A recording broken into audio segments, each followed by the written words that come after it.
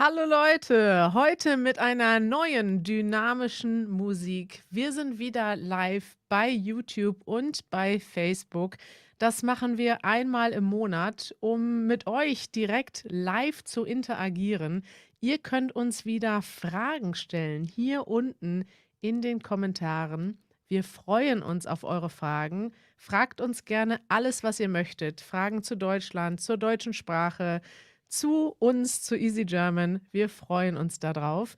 Und ihr könnt auch später wieder dieses Video mit Untertiteln sehen. Aktuell gibt es noch keine Untertitel, denn wir sind live und können noch nicht live transkribieren. Aber wenn ihr dieses Video später schaut, heute Abend, morgen früh, dann könnt ihr die Untertitel anklicken auf YouTube. Hier unten im Video einfach auf CC klicken und dann seht ihr Untertitel, die auch von uns geprüft werden. Heute bin ich tatsächlich nicht alleine vor der Kamera, denn wir haben wieder einen rasenden Reporter. Heute sogar 2 Reporter und da sind sie schon live am Cottbusser Tor in Berlin-Kreuzberg. Hallo, willkommen, Manuel Hallo und Kari. Janusz. Jo, wir stehen hier zusammen mit Christine. Hallo Christine. Hallo. Christine haben wir hier gerade zufällig getroffen. Sie ist ein Mitglied von Easy German. Und erzähl mal, Christine, wieso bist du in Berlin und wo kommst du her? Ich komme aus Denver, Colorado, aber ursprünglich komme aus Wisconsin. Und ich bin hier, eine Klasse bei GLS zu machen. Unser Partner Sprachschule hier in Berlin. Und hast du eine gute Zeit in Berlin bis jetzt? Unglaublich. Ich liebe Berlin. Das ist ja schön. Ja, schön, dass du hier bist. Und ja, wir stehen hier am Cottbusser Tor, einer der schönsten Orte in Berlin. Hast du schon schönere Orte gesehen? Ein paar. Es ist nicht einer der schönsten Orte in Berlin, aber es ist ein interessanter Ort. Wir sind in Kreuzberg. Manuel, wie kommt es denn, dass ihr Christine jetzt gerade zufällig getroffen habt? Das ist ja verwunderlich. War das ein Zufall, Christine, dass wir dich hier getroffen haben, oder hattest du eine Vorab-Info? Ich habe ein E-Mail gelesen. Wir schicken immer eine E-Mail an unsere Mitglieder, wenn wir einen Livestream machen, damit sie Bescheid wissen. Das ist ein guter Hinweis, Manuel. Ihr könnt ein Mitglied bei Easy German werden. Als Mitglied von Easy German erhaltet ihr viele tolle Extras, Transkripte, interaktive Übungen und auch direkt Zugang zu uns. Ihr könnt mit uns chatten in der Discord-Gruppe und ihr bekommt Nachrichten, wenn wir irgendwo auf der Straße sind, und dann könnt ihr uns treffen. Werdet gerne ein Mitglied bei easygerman.org/membership. Damit unterstützt ihr unsere Arbeit. Manuel, zurück zu dir. Wo sind wir denn heute? Warum hast du dir Kreuzberg ausgesucht? Das Cottbusser Tor. Also wir machen gleich einen Spaziergang zu einem wirklich, wirklich schönen Ort. Einer meiner Lieblingsorte, würde ich fast sagen, in Berlin. Jetzt sind wir aber erstmal hier im Zentrum von Kreuzberg. Kreuzberg ist ja ein relativ großer Stadtteil. Hier in der Mitte von Berlin, kann man sagen, etwas südlich von Mitte. Und das Cottbusser Tor, naja, ist ein großer Platz. Es ist auch ein großer Kreisverkehr. Vielleicht können wir das mal kurz zeigen. Hier gibt es alle möglichen Verkehrsmittel, Fahrräder, Autos. Da oben, da fährt die U-Bahn. Ja, die fährt komischerweise oben. Obwohl sie U-Bahn, Untergrundbahn heißt, fährt sie dort oben, überhalb der Straße. Manuel, für mich ist das Cottbusser Tor einer der nicht so schönen Orte in Berlin, ehrlich gesagt. Ich fahre ungern daher. Wieso hast du das jetzt als Startpunkt ausgewählt? Naja, es ist natürlich auch Berlin, so ein lauter Platz, wo die Motorradfahrer die Motoren aufheulen lassen. Dieses Gebäude hier ist auch sehr bekannt. Es ist halt einfach nicht so schön. Es ist irgendwie die alte Westberliner Architektur hier. Was vielleicht interessant ist zu wissen, also das muss jetzt wirklich nicht sein, dass der so einen Krach macht hier. Das ist natürlich schon auch, sag ich mal, ein sozialer Brennpunkt hier. Es ist zum Beispiel einer der Orte, wo verhältnismäßig mehr Kriminalität stattfindet als an anderen Orten. Deswegen gibt es seit neuestem hier auch eine Polizeistation. Ich weiß nicht, ob man das erkennt. hier im Hintergrund. Da gab es große Debatten, ob die eröffnen soll oder nicht, was das kostet, wer will da überhaupt hin und arbeiten. Aber ja, jetzt gibt es hier direkt am Cottbuser Tor auch eine Polizei. Und ansonsten, ja, gibt es hier viele Obststände, viele Imbissbuden aus den verschiedensten Ländern, türkische Küche, arabische Küche, aber auch italienische Küche, alles Mögliche. Man kann hier wirklich gut essen, das muss ich schon sagen. Ja, und welche Fragen Ja. hast du noch? Wollen wir schon mal losgehen? Ich würde gerne gleich erstmal hier da hinten einen Orangensaft kaufen für 1 Euro. Das wird da so angepriesen. Vielleicht können wir das mal machen. Vielleicht noch mal zum Ja. Kontext. Du hast gesagt, es ist ein sozialer Brennpunkt. Es stimmt natürlich, dass es dort vielleicht verhältnismäßig mehr Kriminalität gibt als an anderen Orten in Berlin. Aber gleichzeitig ist es auch ein Ort, wo man ohne Bedenken hingehen kann. Es ist jetzt nicht so Auf jeden Fall. nicht einer der schönsten Orte. Was vielleicht interessant ist zu wissen, und das betrifft ja viele Orte in Deutschland, die so, sag ich mal, von der Architektur her nicht sehr schön sind. Hinter dir siehst du ein großes Gebäude. Das sind viele von diesen Orten, sind Orte, die im Zweiten Weltkrieg zerstört wurden und dann relativ schnell mit wenigen Mitteln wieder aufgebaut wurden. Und dieses Haus hinter dir, das heißt Zentrum Kreuzberg. Wusstest du das, dass das so heißt? Nee. Das Es steht ist ein- direkt drunter. Es hat quasi Untertitel, dieses Gebäude. Es steht, weiß nicht, ob man das erkennen kann, aber es steht tatsächlich Rate mal, wie viele Wohnungen es in diesem Haus gibt. dort. Ich würde sagen, lass mich mal kurz gucken. 36, nee, oh Gott, 56. schon mal los, oder? 367 Wohnungen sind in diesem What? Gebäude. Ja. Und dieses Gebäude ist bekannt dafür, dass es über die Straße drüber geht. Also dieses Gebäude kennen wirklich viele Menschen in Berlin. Manuel, ich dachte, ihr wolltet was kaufen. Du, wir gehen gleich mal zum Späti und kaufen uns was anderes. Ich habe jetzt gerade keine Lust auf Orangensaft. Ich habe hier gerade schon eine Banane gegessen. Und wir haben noch einen Weg vor uns. Wir wollen euch noch ein paar Sachen zeigen hier. Ja, Verstehe. Janusz, du hast ja noch gar nichts gesagt. Wie geht's dir denn heute? mir geht's sehr gut. Etwas unausgeschlafen, aber sehr glücklich. Gibt's schon Fragen für Janusz Unausgeschlafen. oder Es Grüße? gibt tatsächlich eine Frage, wie gut ist denn der Orangensaft, fragt Patrick. Ja. Aber den hast du Frisch- ja jetzt nicht probiert. Den frisch hast du nicht gepresst. probiert. Habe ich Ja. jetzt heute nicht. Ich trinke immer zum Frühstück Oh. Orangensaft. Das ist jetzt schon 8 nach 7 abends. Da trinke ich keinen Orangensaft. Sonst kann er nicht schlafen. Wuga hat gesagt, meine Frau und ich lieben euch sehr. Das ist sehr nett. Dankeschön für diese schönen Kommentare. Hier ist ein Kommentar von Fatime. Wie ist es jetzt Hauptverkehrsstunde? Es gibt viel, also es ist viel los und es gibt auch viele Leute. Ja. Wie ist das, Manuel? Ist da jetzt extra viel los oder ist das immer so?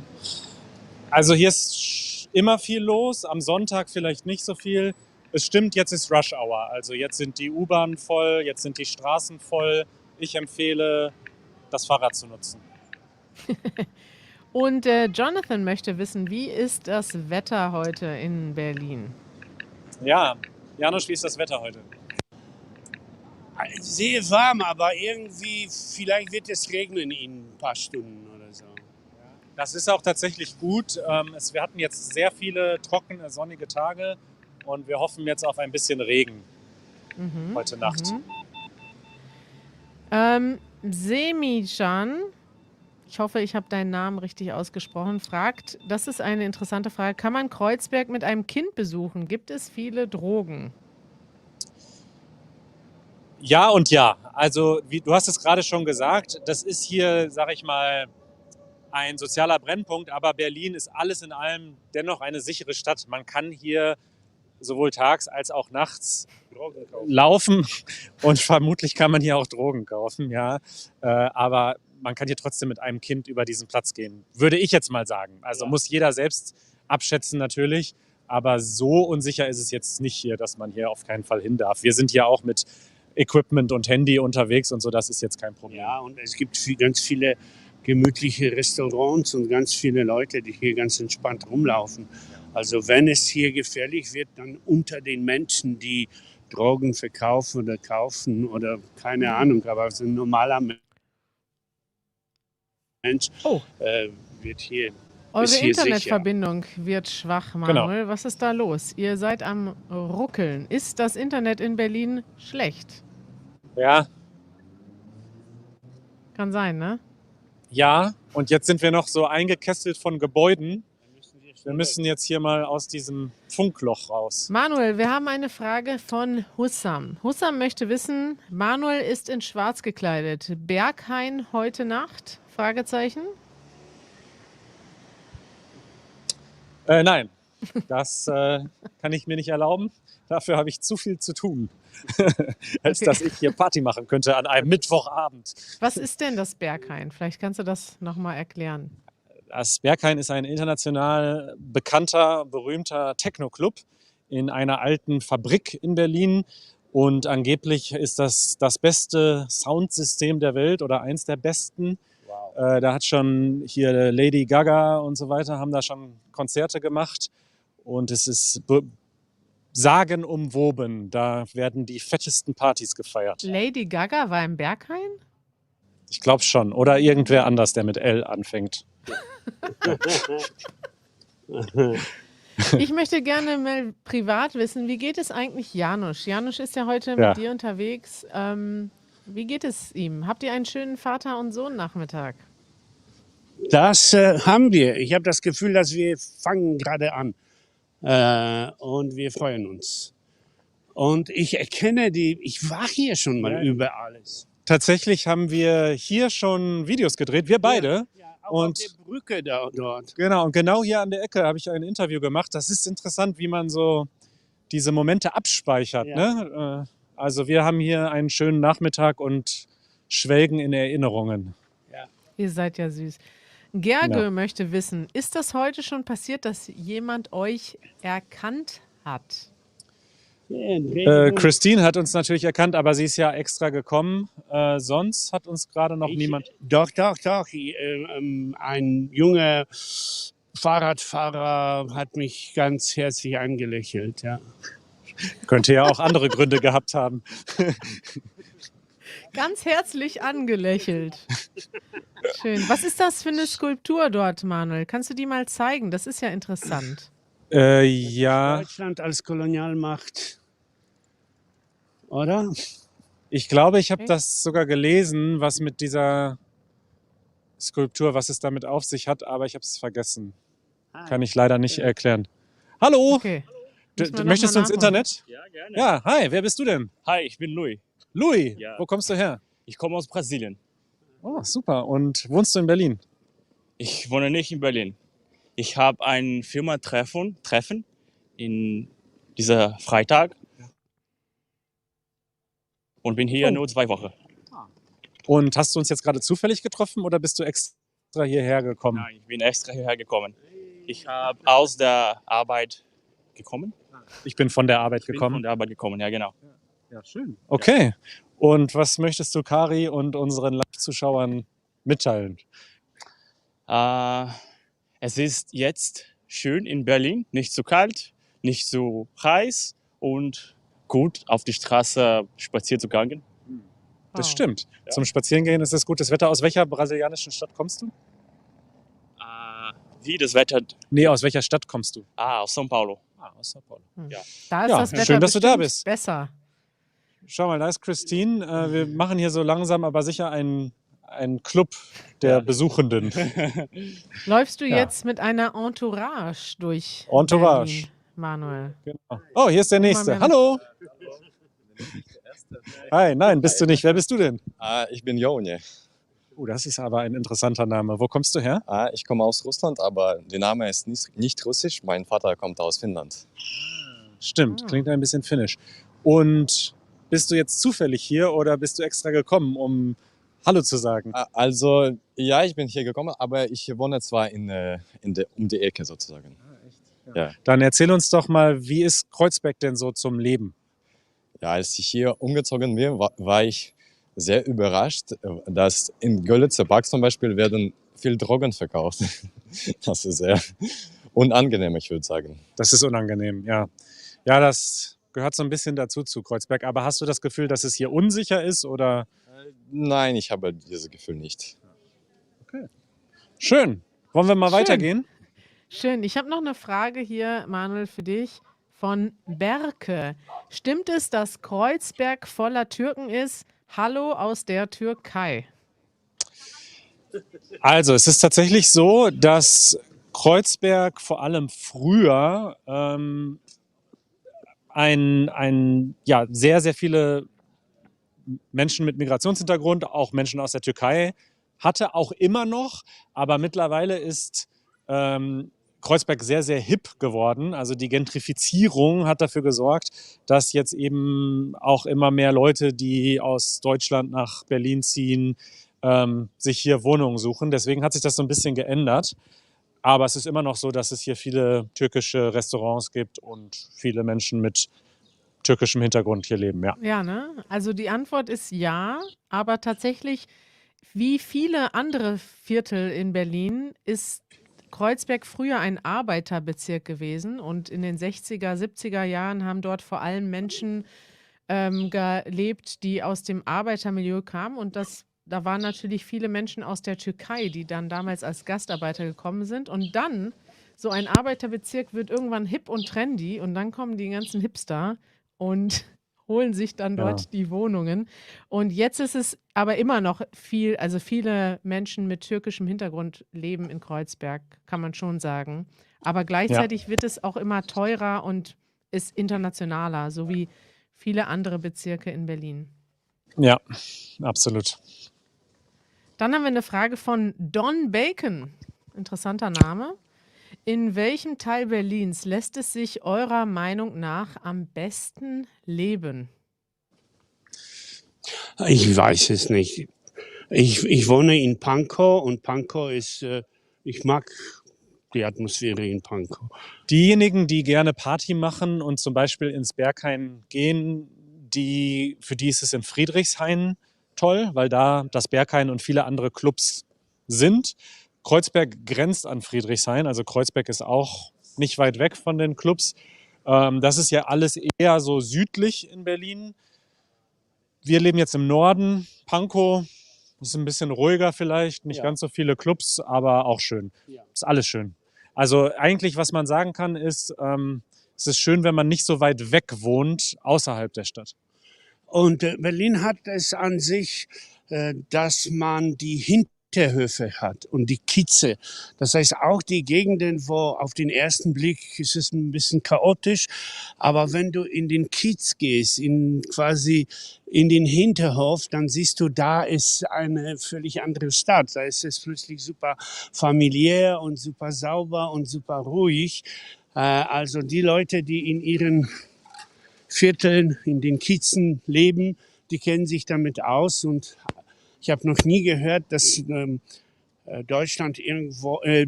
irgendwo unbewohnbar ist oder so. Bis auf Marzahn vielleicht. Wir müssen mal kurz das Auto durchlassen. Danke für diese Erklärung.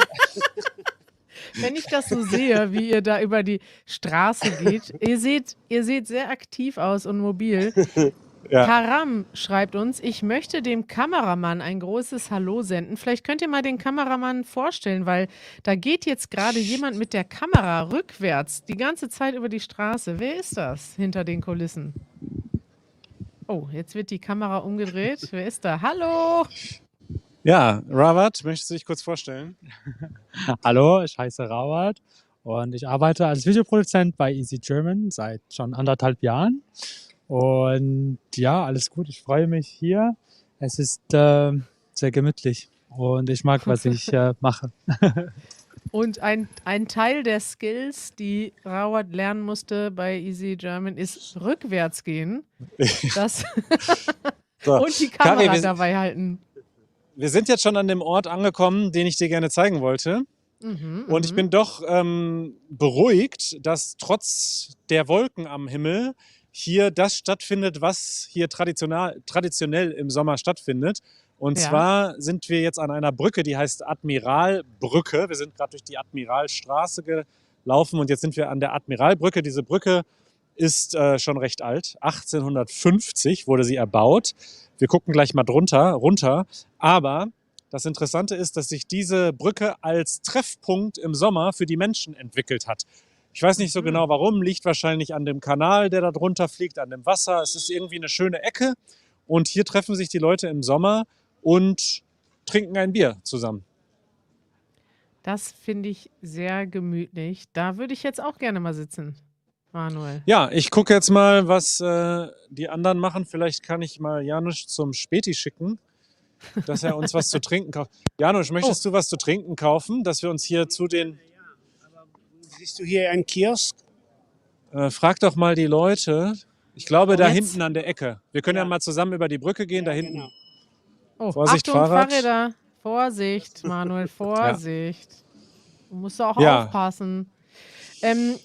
Kior möchte gerne wissen, wo ist Currywurst? Wo es hier die nächste Currywurst gibt, weiß ich nicht, aber es ist nie sehr weit in Berlin meistens. Bestimmt nicht mehr als 5 Minuten zu Fuß. Dann hat David geschrieben, David Pothead, ist das wohl dein echter Name? Grüße an Janusz und sag ihm bitte, dass er wie ein Bodyguard aussieht. Das liegt wahrscheinlich am Spielen in der Virtual Reality. Also habt ihr denn jetzt hier einen schönen Eindruck bekommen, wie die Leute hier chillen auf dieser Brücke? Janusz Sehr geht schön. jetzt zum Späti. Tatsächlich ist es so, dass die Leute hier sitzen und dann natürlich aber auch ein bisschen Krach machen. Hier gibt es jetzt zumindest eine öffentliche Toilette, das ist schon mal gut. Oh, Aber Das- das mit dem Krach, das gefällt den Anwohnern natürlich nicht so. Deswegen kommt tatsächlich jeden Abend um 10 Uhr, Punkt 10, kommt die Polizei und sagt, Schicht im Schacht, jetzt ist hier die Party vorbei, bitte alle woanders hingehen. Manuel, da frage ich mich, woher weißt du das? Bist du jeden Abend um 10 Uhr unterwegs auf den Straßen Berlins und konsumierst Alkohol? Die Zeiten sind vorbei, aber tatsächlich war ich ja auch schon mal vor einigen Sommern und habe das auch miterlebt, als die Polizei dann kam. Das ist aber total harmlos, also das ist überhaupt nicht konfrontativ. Die kommen halt einfach und sagen, Leute, ihr wisst Bescheid, jetzt bitte gehen, und dann gehen die Leute. Also es ist ganz okay. Apropos Polizei, Let Ja. Me Finish möchte wissen, wie hoch ist die Strafe, wenn man auf dem Fahrradweg läuft? Das ist eine sehr gute Frage. Tatsächlich wurde ich auch schon bestraft dafür, dass ich auf dem Gehweg Fahrrad gefahren bin. Aber ich Ja. habe noch nie gesehen, dass jemand, der auf meinem Fahrradweg gelaufen ist, bestraft wurde. Gute Idee. Werde ich mal anregen bei der Polizei. Das gibt es tatsächlich nicht, ne? Ich habe auch noch nie gesehen, die Leute, die auf dem Fahrradweg laufen, werden durch die Fahrradfahrer bestraft, indem die Leute klingeln, aggressiv gucken und schreien, aber nicht durch die Polizei, denke ich. Ja. Ja. Ja, so ist es Ja. tatsächlich. Wir gucken uns mal den Landwehrkanal an, der hier unter der Brücke herfließt. Ui, der ist schön. Der ist auch sehr schön. Wir sind hier auch schon mal gemeinsam mit dem Schiff, mit einem Boot lang geschippert. Ich weiß nicht, ob du dich erinnerst. Ja, das Erinnerst du habe dich? ich, ich Ja? habe das letztes Wochenende noch ohne dich gemacht. Ach, interessant. Du bist öfter unterwegs auf dem Landwehrkanal. Der Landwehrkanal ist ja wie jeder Kanal künstlich angelegt. Also das Wasser gehört quasi zur Spree. Ne? Aber der wurde, glaube ich, angelegt auch im 19. Jahrhundert, weil man gemerkt hat, die Spree reicht uns nicht, um Sachen zu transportieren innerhalb der Stadt. War das so? Ich weiß es da nicht. Du weiß- hast Geschichte studiert. Kannst du das bestätigen? Das kann ich dir leider nicht beantworten. Aber hier mal wieder eine Frage aus dem praktischen Teil des Lebens. Viktor möchte wissen, ist es gefährlich, mitten auf der Straße zu laufen? Diese Frage haben wir öfters bekommen. Die Leute sind überrascht. Ihr lauft einfach auf der Straße. Eben hat man gesehen, es kommt ein Auto. Ist das normal in Berlin? Einfach auf der Straße laufen? Also, als du gerade gefragt hast, ob das gefährlich ist, hat Rabat genickt. Es ist ein bisschen gefährlich, aber wir sind ja hier quasi für die Medien unterwegs und deswegen nehmen wir uns das Recht. Privat laufe ich meistens auch eher auf dem Gehweg. Hier haben wir noch eine Frage. Armin möchte gerne wissen, stimmt das, dass jede Person in Deutschland schon mal ein Fahrrad verloren hat? Verloren? Wenn du Was mit heißt das? verloren geklaut meinst, dann wahrscheinlich schon. Also Fahrraddiebstahl ist ein riesiges Problem in ganz Deutschland, aber vor allem in Berlin. Mhm. Und wir haben gerade unsere Fahrräder zusammengeschlossen am Cottbusser Tor. Wir sind mit dem Fahrrad vom Büro dahin gefahren. Und Janusz hat gesagt, komm, wir schließen sie zusammen. Ich habe 2 Schlösser und du 1, dann sind 3 Schlösser drum. So Richtig. funktioniert das hier. Das muss ich auch sagen. Also verloren habe ich mein Fahrrad noch nie. Also wenn du nicht total besoffen bist und irgendwie nachts nicht mehr weißt, wo du bist, dann sollte dir das eigentlich nicht passieren. Ja. Und aber geklaut wurden meine Fahrräder schon öfters. Das ist Ja. tatsächlich richtig. Ja. Ja, ansonsten haben wir noch die Frage von Floris, der schreibt auf Facebook, warum klingeln Radfahrer in Deutschland so schnell und so oft? Manuel, klingelst du mit deinem Fahrrad? Ich hatte lange keine Klingel an meinem Fahrrad, weil ich ein sehr minimalistisches Single-Speed-Fahrrad habe und nichts daran machen wollte. Natürlich hast du ein Hipster-Fahrrad, minimalistisch, Single Dann habe ich Speed. irgendwann gemerkt, dass so eine Klingel manchmal doch recht hilfreich ist und habe mir so eine kleine Klingel an den Lenker gemacht. Und ja, also wir machen das, wir klingeln, weil also oft gibt es einen Gehweg und einen Radweg und die sind direkt miteinander verknüpft. Und viele Menschen, gerade Touristen, muss man sagen, die nicht aus Deutschland kommen, die verstehen dann manchmal nicht, dass diese rechte oder linke Seite für Fahrräder ist.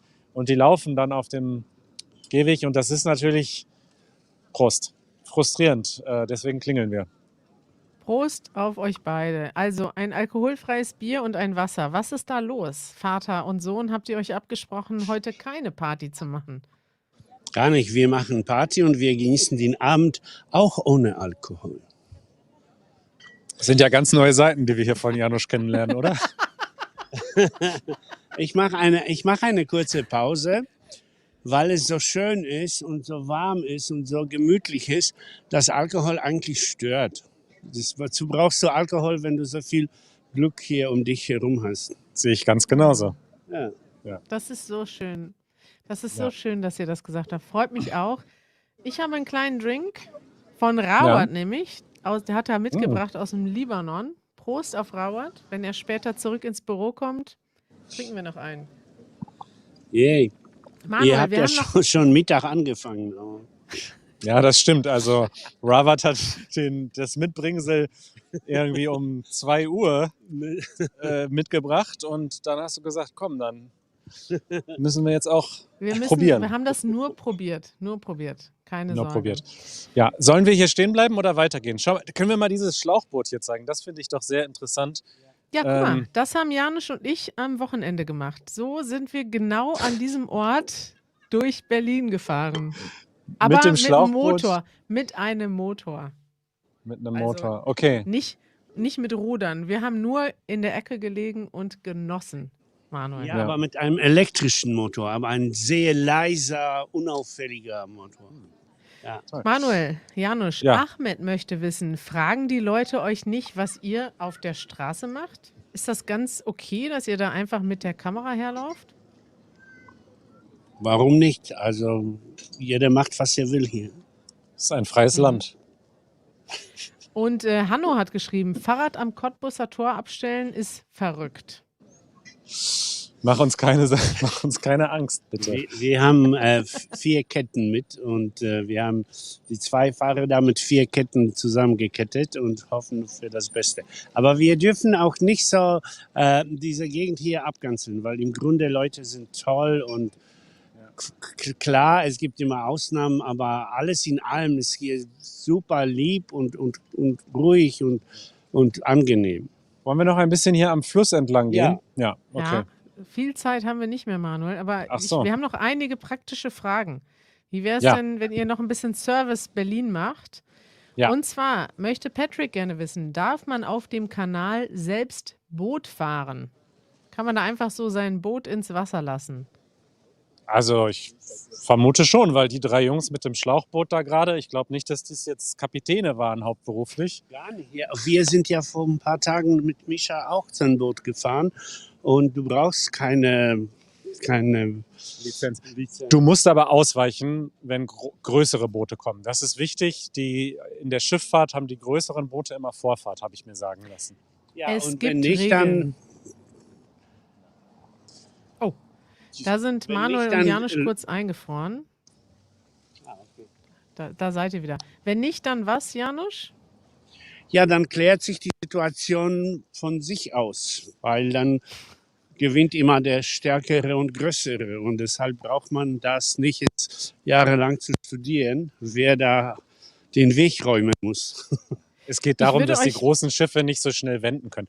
Okay, nächste Ich Frage. würde euch beiden vorschlagen, doch stehen zu bleiben, weil ihr seid okay. sehr ruckelig und es ist auch Gut. schön, einfach euch an einer Stelle zu sehen. Ich würde vorschlagen, wir beantworten noch 2, 3 Fragen und dann so ein paar praktische Fragen. Ich habe hier einige praktische Fragen. Zum Beispiel, Mena möchte wissen, ist Bier teuer in Deutschland?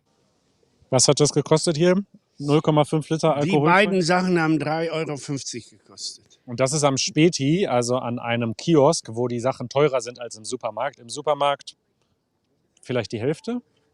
Guck mal, und damit habt ihr auch schon die Frage von Semijan beantwortet. Wie viel haben das Bier und das Wasser gekostet? 3 €. 3,50. Das ist eine tolle, interessante Frage von Karam. Welche Art von Tieren kann man in der Stadt normalerweise antreffen, außer Haustiere? Welche wilden Tiere sieht man auf den Straßen Berlins? Man sieht sehr viele Füchse in Ja. Berlin und sehr viele Waschbären in letzter Zeit. Ja. Raccoons auf Englisch. Ja. Wir hatten ja auch schon einmal einen bei einer Live-Podcast-Aufnahme auf der Bühne in Berlin. Und ich habe letztens auch auf einer großen Straße einen gesehen, wie er einfach so über die Ampel gegangen ist quasi. Das ist echt verrückt. Ein Waschbär ist über die Ampel Ja. gegangen? Ja, Was? wirklich. Ja, ganz brav. Wir sind in Berlin hier und nicht.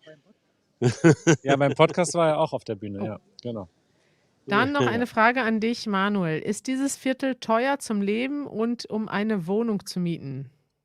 Ja, mittlerweile schon. Vor allen Dingen, wenn du hier mit Blick auf den Landwehrkanal eine Wohnung suchst, dann wünsche ich dir viel Glück, weil die wird sehr schwer zu finden sein und wenn, dann sehr teuer.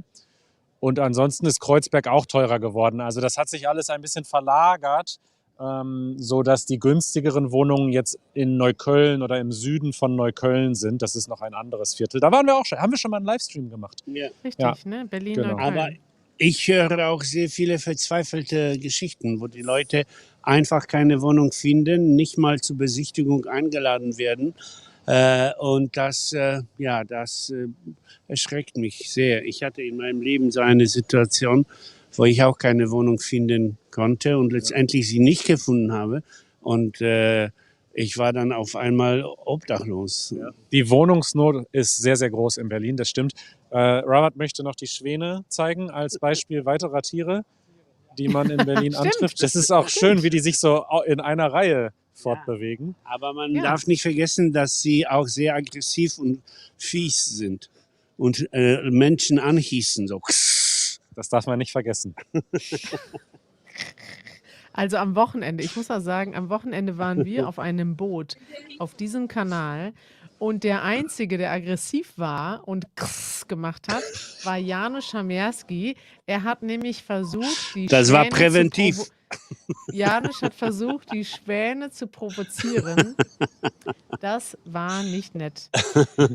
Manuel, eine letzte Frage und die ist auch praktisch und schön.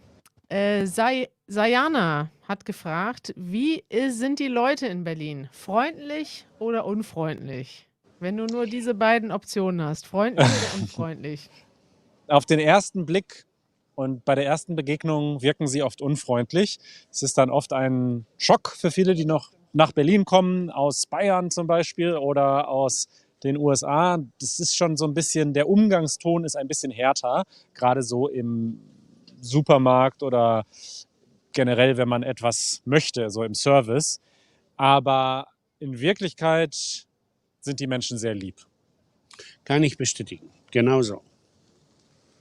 Schön. Leute finden hier diese laufende Freundlichkeit ein bisschen übertrieben und das mögen sie nicht mal. Also Leute halten gerne eine gewisse Distanz, aber auf der anderen Seite sind sie sehr zugänglich und nett und lieb, ja. Es kommt auch immer auf die Situation an. Die Leute, die jetzt hier gerade vorbeilaufen, man sieht so richtig, die haben Feierabend, die machen einen Spaziergang am Kanal. Die wären jetzt bestimmt freundlich, wenn ich sie ansprechen würde. Aber wenn du jemanden auf der Arbeit störst, dann kann es sein, dass du einen Kommentar zurückbekommst. Ja. Schön, Leute. Ich habe zum Abschied noch 2 letzte Fragen, die ein gutes Schlusswort bilden. Susi sagt, wenn ich im September nach Berlin ziehe, würde ich gerne mit euch ein alkoholfreies Bier trinken. Das kannst du machen, Susi, denn wir haben regelmäßig Events in Berlin unter easygerman.org/meetups. Kannst du mal sehen, wann wir die nächsten Treffen haben? Jeden Monat kann man uns treffen. Janusz und Manuel sind dabei und ich bin auch dabei und wir treffen uns meistens zum Deutschlernen und auch ein Bier zu trinken und auch ein alkoholfreies Bier. Und die nächste Frage oder allerletzte Frage heute ist von Mohammed. Wann werdet ihr das nächste Mal live auf YouTube sein? Ich werde mich darauf freuen. Manuel, weißt du das schon? Ja, Wir haben schon 2 neue Ideen heute entwickelt. Ja. Einmal wollen wir mit einem Boot fahren und einmal mit Fahrrädern.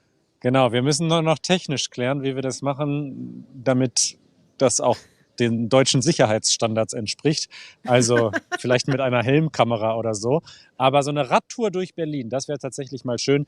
Der nächste Termin ist vermutlich nächsten Monat. So ganz genau weiß ich es jetzt nicht, aber man kann das herausfinden, indem man ein Mitglied wird, so wie Christine. Unsere Entourage steht da übrigens und schaut Ja, noch wo ist zu. denn die Entourage? Ja, mal schauen, vielleicht trinken wir jetzt noch das Bier mit denen zu Ende. Und Das ist genau, ja also schön. als Mitglied kriegt ihr eine E-Mail. Ansonsten auf Social Media kündigen wir das an und wir versuchen so einmal im Monat einen Livestream zu machen. Und genau. Genau, normalerweise in der Mitte des Monats. Und das machen wir regelmäßig. Wir kündigen das mindestens eine Woche vorher an. Also abonniert einfach unseren Kanal, wenn ihr jetzt dieses Video seht. Hier unten könnt ihr Subscribe oder Abonnieren klicken. Ihr könnt auch die Glocke anschalten. Und dann Like. dann bekommt ihr immer Benachrichtigungen. Und ihr könnt natürlich auch einen Daumen nach oben geben. Da freuen wir uns besonders. Manuel, Janusz, es war Ja. sehr schön mit euch. Ich höre dort Total. Motorengeräusche im Hintergrund. Was macht ihr jetzt noch Schönes in Kreuzberg? Wir trinken jetzt hier beim Sonnenuntergang das Bierchen zu Ende, lernen unsere Mitglieder und Leute aus unserer Community, die jetzt gekommen sind, noch ein bisschen besser kennen. Und dann machen wir Feierabend. Das ist unser Job hier, Schön. kannst du es glauben? Ich freue mich auf alles. Danke, dass ihr dabei wart. Oh, Janusz, wir haben dich viel zu wenig gehört heute. Das ist ja. Ja, heute war ich ein bisschen zurückgezogen, weil Macht du mich nichts. nämlich heute geweckt hast, ja? Und ja, Das ist Das ja erzählt eine, er schon den ganzen Tag allen, dass du ihn viel zu früh geweckt hast und er deswegen müde ist.